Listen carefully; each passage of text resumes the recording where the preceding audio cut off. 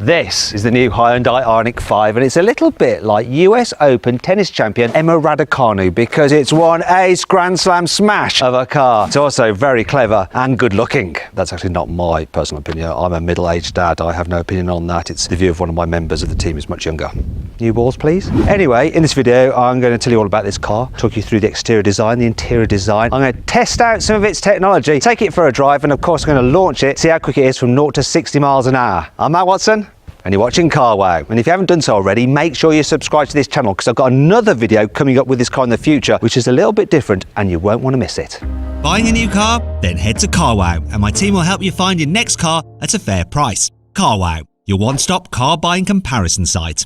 Let's start this video by talking about the design of the Ioniq 5, and I'm going to use some classic car designer cliches. So the rear, it's fascinating.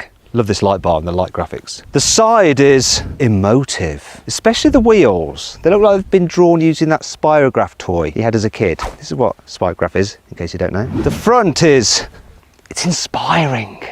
Actually, I should stop mocking. I love the look of this car. This is how I hoped cars would look in the future when I thought about them when I was a kid. Sort of like got a stormtrooper thing going on as well at the front. I love the lights, the light design, and you get this light bar here. You can't really see it so well in the daylight, but you can see these little strips at night. They look great. Do you know what? I think Tesla could learn a thing or two about car design from Hyundai. Here on the inside, the Ioniq 5 is a nice place to be. Question is it worth the asking price? So here on CarWow it says that it starts from £37,000, though you can save an average of just over £400 on one through CarWow. In fact, if you're thinking about buying a new car, make sure you click on the pop-out banner up there or follow the link in the description to go to CarWow so you can make sure you're paying a fair price for the car you're looking at. Alternatively, if you want to do that at a later date, simply Google Help Me CarWow. We can even help you sell your current car and get a great price for that too. Anyhow, does it feel worth the money? Well, quality is pretty good in here. The design is cool as well. It's fairly minimal. It feels just as futuristic as the outside. I like it. I like it a lot. I also like the fact that you actually have some buttons here which are quick to get to your climate controls. However, annoyingly, they're touch sensitive buttons, so they may as well be on the screen like in some other cars. At least you have some shortcut buttons here for the infotainment system. Speaking of which, you get these two nice big screens. The system's fairly easy to use and to swipe through. It's nice and bright as well. And of course, you've got Apple CarPlay and Android Auto if you'd rather run that. Now, moving on to the Ioniq 5's digital driver's display. It's fairly nice, easy to use. It's clear and there's lots of different menus, and it'll also change the color and the look of it depending on which driving mode you're in. It's got all the information you need. I like that. I also like the driving position and the steering wheel design. It's good. It's a bit odd that they don't have a Hyundai badge here. Instead, there are 4 dots. Is that their new logo? I don't think so. But there is a lot of adjustment in the seating position. So if you're big or small, you should be able to get comfy when you're driving. What about if you've got lots of stuff? Don't worry, there's so much storage in here. This is a built from the ground up electric car. So there's not all the stuff like prop shafts to send power to the rear wheels or exhaust or stuff. There's loads of space. I can slide my feet through there and like pick my front passenger. Don't know why I do that. But you do get all this extra storage here. Look at that. So you can fit your bag under here if you want to. Got more storage under there. Big cup holders, perfect for cups of coffee. There's some more storage down there. Also, door bins, they are big. Look, they can take a big bottle. And you should check out the glove box, or should I say glove drawer. Look, it's a huge drawer. Massive. That's good. Connectivity is pretty good as well. So you've got USB down there, got 12-volt charger there if you're old-fashioned. Actually, I don't know why they've got that. Then you've got 2 USBs there as well, and of course a wireless charging mat on this particular car. Impressive. 2 last things to show you. I love the fact this car has a huge vanity mirror, which is perfect if you're very vain like me. Also, I like the way they put the plus and the minus on the accelerator and brake pedal. Plus to accelerate and minus to decelerate. Obvs.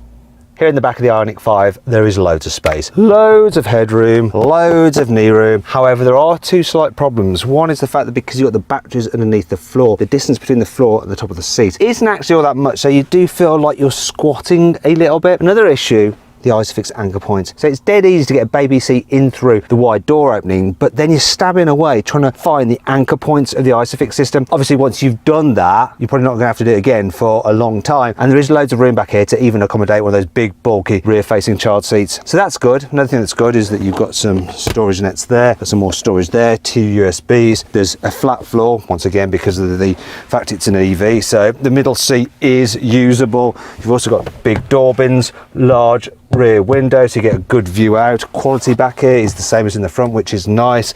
And look, you do have an armrest though. It is a shame that you've got the cup holders there, so you end up putting your arms in them. Oh, look at this as well. Look, you can recline the seats and you can slide them forward if you want to create more boot space. Speaking of which, the boot capacity on the Ioniq 5 is 527 litres. But if you need an EV with a bigger booty, you should check out my in-depth review of the Skoda Enyaq. You can do that by clicking on the pop-out banner up there in the top right-hand corner of the screen or following the link in the description. Still, this boot is a nice square shape and there's not much of a load lip, so you can easily slide things in and out. Do you like my little Hyundai shopping bag? Other features, bit of can't get it up. That's what she said. Underfloor storage there where you can hide your cables away. That is handy. And look, we have the load cover there to hide things away out of sight, but it's, I'll tell you what, it's a little bit annoying. You know what's going to happen now? It's getting thrown.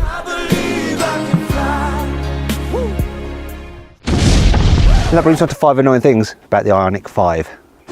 The front boot on this car, the Fruit, is normally 57 litres in capacity if you have the rear drive only version, but if you have the 4-wheel drive version, it shrinks to 24 litres. It really is a tiny little Fruit. Oh. Well, the interior design of this car is cool. There is one bit I don't like, and it's the drive selector. I mean, the location is all wrong. It feels cheap, and looking at it, it sort of reminds me of the kind of thing that a married couple that's trying to revive their love life might purchase from a specialist adult store. I wonder if it vibrates.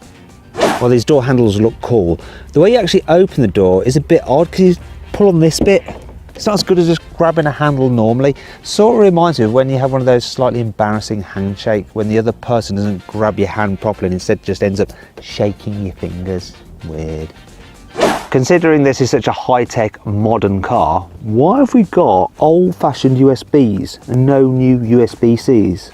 Can you explain that to me please, somebody? The location of the rear view camera is quite low down, so it gets covered in road grime, and annoyingly there is no special washer like you got on some other cars to clean it off, so you end up with a view like that. But that brings me on to 5 good things about this car. Honest. The surround view camera system on this car is absolutely glorious, very high definition. I like the way you can zoom in and out on the bird's eye view, and you have this 3D effect as well. Look at that, lovely jubbly, look all around the car. Do you know what, that reminds me of the system you get on an Audi and a BMW. Yeah. You can put the front seats into a nap mode for when you're charging the car, so you can have a little bit of a sleep. Press a button and they'll start moving into position so that you can recline and catch 40 winks while your car is charging. Actually, this reminds me of going to the dentist. Is someone going to start drilling my teeth now? It's quite cool though. Also like this, look, you can slide this centre console forward, so it makes it easier for you to pile across if you've parked in a really tight space and can't get out the driver's door. Look, see, I can come across, get ya. Oh. What a load of rubbish. Swap out. You can get the car with a really nice heads-up display, and it actually uses augmented reality to show the actual directions that you need to take on the road in front of you. We should be showing you clips of that on B-roll now. If we don't have that, we're probably showing you some random clips from our TikTok channel, which you can follow by clicking on the link in the description for some weird stuff that we do, weirder than these videos. You can actually drive this car remotely using the key fob. You can make it go in and out of tight parking spaces, it's really handy, or you can just drive it along randomly just to freak people out. There is no one in it, absolutely no one in it. Weird. Will it run me over? Shit. Nah, see, it wouldn't. You can run household appliances off this car's battery. I've got a 3-pin socket down there, and I want coffee because today's been tough. Whack that in there, whack that in there, and I should be able to make a lovely espresso in my half-pint glass. Come on. Yeah, look at that. Oh, yeah. Bear with me. Now, can you do this in your car? No, you can't. Even if your car has a 3-pin socket, you can't do it unless you've got an Ioniq 5 or maybe a Kia EV6. That'll do. That'll do. Right. That's hot. Ow! Are you ready for a stats overload? Because I'm going to run you through all the different motor, battery and charging options on the Ioniq 5. So you can get 3 different flavours of it. You can get a single motor rear drive version with a 58 kilowatt hour battery that has 170 horsepower, or you can get that single motor version but with a bigger 73 kilowatt hour battery, and that has 217 horsepower. Or you can get a version with a motor at the back and at the front, a dual motor version with 4-wheel drive, and that has 305 horsepower, and that also gets the larger 73 kilowatt hour battery as standard. As for the range, well, it varies between about 240 and 300 miles depending on which version you go for, but regardless of which Ioniq 5 you go for, they all come with 220 kilowatt fast charging capability, which means you can charge them from about 10% to 80% full in just 20 minutes. But which version of the Ioniq 5 should you go for, and what trim level? Well, I'm going to configure my ideal Ioniq 5 using the carwow configurator, so you don't have to. And if you want to see what that car is and the offer I've got back on it, click on the pop-out banner up there or follow the link in the description below to see my pick of the range. Okay, let's take the Ioniq 5 for a drive and let's see what it's like first of all in town. You have a slightly elevated driving position, which does help for visibility. In fact, visibility is good in this car. Big windscreen, the dash isn't too high, there's a good view out the back, big door mirrors. Whoop. That's the safety systems. Thought I was going to crash into that car, although I was fully aware of it, but it's better to be warned than to have an accident, surely. As for the suspension, well, I'm just going to go for some potholes and manhole covers. There's a little bit of suspension noise and a little bit of a thud every now and again, but actually it's pretty blooming comfy, you know. It's good over the bumps. It's a relaxing car. Then there's a turning circle, so I'm going to do UE here. A little U-turn, because I don't want to go this way anymore. I'm bored of it. Oh yeah, look at that. Good turning circle. And I'm getting a long look from the man in the van, and I don't think he's looking at me because I'm just beautiful. He was staring at this car because it is quite striking. Steering's nice and light then, that's good. Oh yeah, this is a good car for in town, really, really good. Oh, gotta tell you, regen mode for the braking. Look, I can control the amount of braking effect that you get when you lift off the accelerator using these pedals here. They are not gear selectors. I have a car behind me now and I'm going to slow down and annoy it. Pretend that I'm stopping to receive a phone call, but I'm not going to answer it because I'm in a car. I'm causing chaos, look. Chaos. That was me illustrating. Shut up, phone. Okay, note to self, whenever I'm filming I should put my phone on silent. Shut up! Shut up, I can't touch you because it's illegal. Shut up! Another note to self, make sure that you connect your phone to a car before you go driving so that you can actually cancel a call if someone's ringing you and interrupting your piece to camera. Anyway, one pedal braking really works, slows the car nicely, and I like the fact you've got quite a lot of choice in between just it cruising and it braking. It's great. Look, I'm going to do it again though. So here I come to a junction. I want to turn. I've lifted off the accelerator. I'm not touching the brake. I'm slowing down more than I planned to. Sorry mate, testing cars.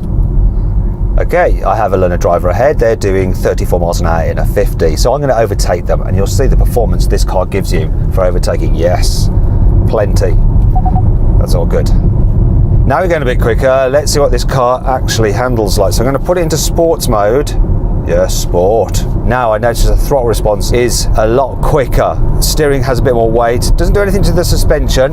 But that's interesting. When you throw this thing into a corner, it does bob a little bit. It doesn't have the same level of composure around the corners as its sister car, the Kia EV6. And if you want to see my full in-depth video review of that car, click on the pop-out banner up there or follow the link in the video. The Kia is slightly more sporty to drive, so if that's your bag, get the Kia. Though this thing, it's not terrible. It's fine. It grips the road well enough. It doesn't lean too much in the bends. It just doesn't feel quite as sharp or as dirty. And let's try out the Ioniq on the motorway. So I'm going to put the car into eco mode, try and save energy, though actually I'm not sure I like driving in eco mode because the throttle pedal is just so unresponsive now. So if I need to overtake someone, I absolutely have to completely floor it, and it doesn't seem to be quite as quick. Let's go back to normal. Oh, that's better. Phew, loads better.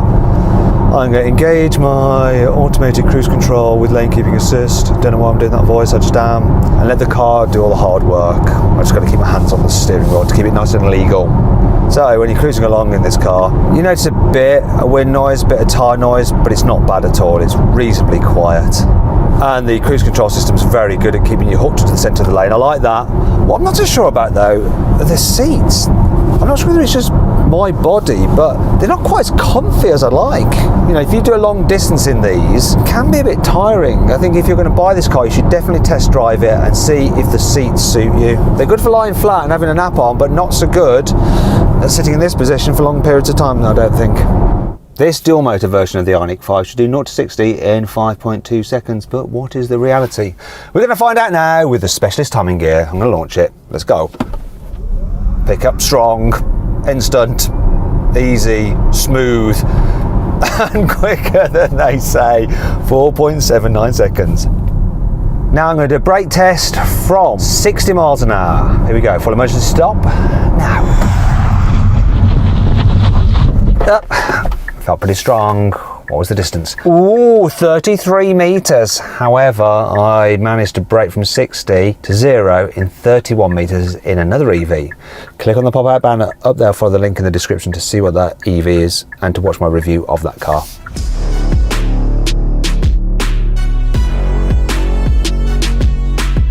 So then, what's my final verdict on the Hyundai Ioniq 5? Should you avoid it? Should you consider it? Should you shortlist it? Or should you just go right ahead and buy it? Well, I reckon you should just go right ahead and buy the Hyundai Ioniq 5. It really is a fabulous and great looking electric car. I hope you all enjoyed the video. If you did, please give it a like. If you click on those windows there, you can watch some more videos. And if you click on that box there, you can go to CarWow to see how much money you can save on your next car. Thanks for watching.